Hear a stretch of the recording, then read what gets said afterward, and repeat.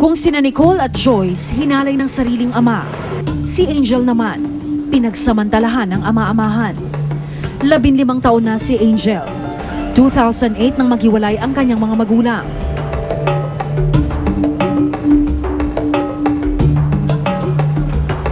Mula noon, may kinasama ng ibang lalaki ang ina.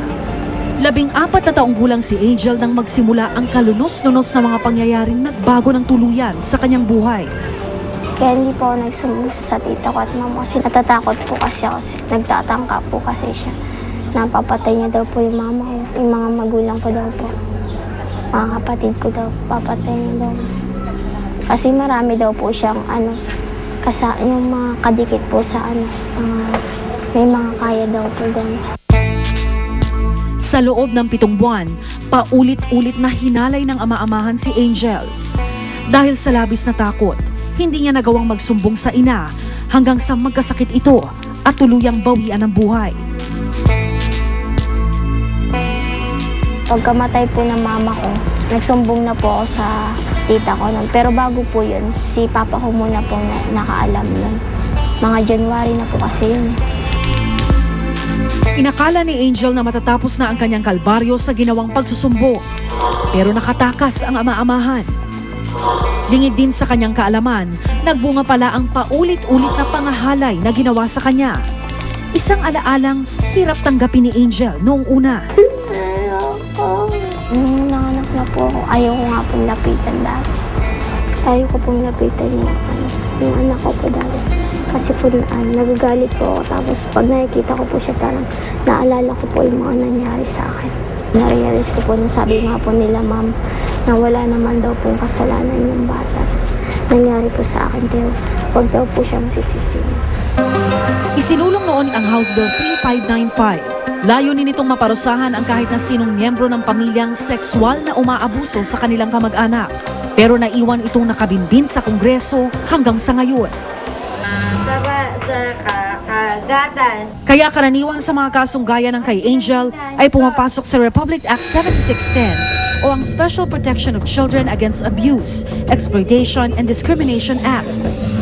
Kabilang din ang mga kasong ganito sa Anti-Rape Act of 1997.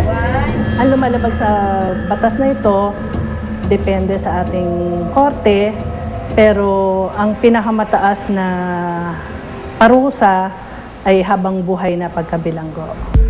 Dahil mga menor de edad, karamihan sa mga biktima ay natatakot magsumbong. Ganito ang nangyari sa kaso ni Carla, 12 taong gulang. Kwento niya, ang lalaking kinakasama noon ng ina ang gumahasa sa kanya. Lumipas ng 5 araw bago siya nakapagsumbong sa ina. Pumunta po kami sa pulisya po. Sabi ko, sir, namolesta po yung anak ko. Gusto ko pong humingi ng request para po maipamedical. Ang last na pang-rape sa kanya nung stepfather niya is October 21. Doon.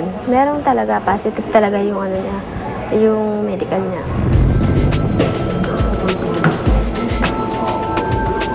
Nitong Sabado, sumama kami sa isang follow-up operation sa Santa Rosa Police upang imbitahan ang ama-amahan ni Carla sa presinto para makuna ng pahayag.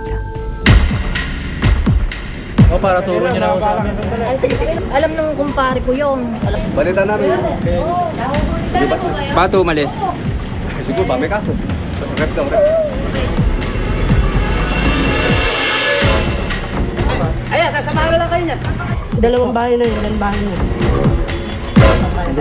Natunto namin ang bahay ng suspect, pero ang tangi naming inabutan sa kanyang tahanan ay ang una niyang asawa. Baka nandyan. Ala po, Pero umuwi po siya rito, umuwi po. umuwi po siya nung pero 2 gabi na po siya hindi umuwi. Kailan nung huling uwi niya rito? Mga siguro, 3 yata. November 3. Aniya, mga 3 araw nang hindi umuwi doon ang kanyang asawa. Napakahirap nun. Katulad sabi mo, maalaman lang na papunta ron, te-text lang yung suspect, aalis na yun. Tatakbo na. Kanya mahirap na maaresto agad-agad. Ayon sa batas, kailangan mai-report ang ginawang pangahalay sa loob ng 72 oras para agad madakip ang suspect. Kung hindi, papasok na sa regular filing ang reklamo ng biktima. Ibig sabihin, maghihintay pa ng ilang araw ang biktima bago makapagbaba ng warrant ang korte para maaresto ang suspect. Ayon sa Child Protection Unit ng PGH, dapat masolusyonan ang problemang ito na kinakaharap ng mga otoridad. Malaki kasi yung problema na yan dahil sa unang-una, yung mga naging biktima ng incest, hindi naman na lalaman kaagad. Although we understand din na depende kung kailan nangyari, may instances na kailangan muna maimbestiga ng piskal bago maka-issue ng warrant of arrest.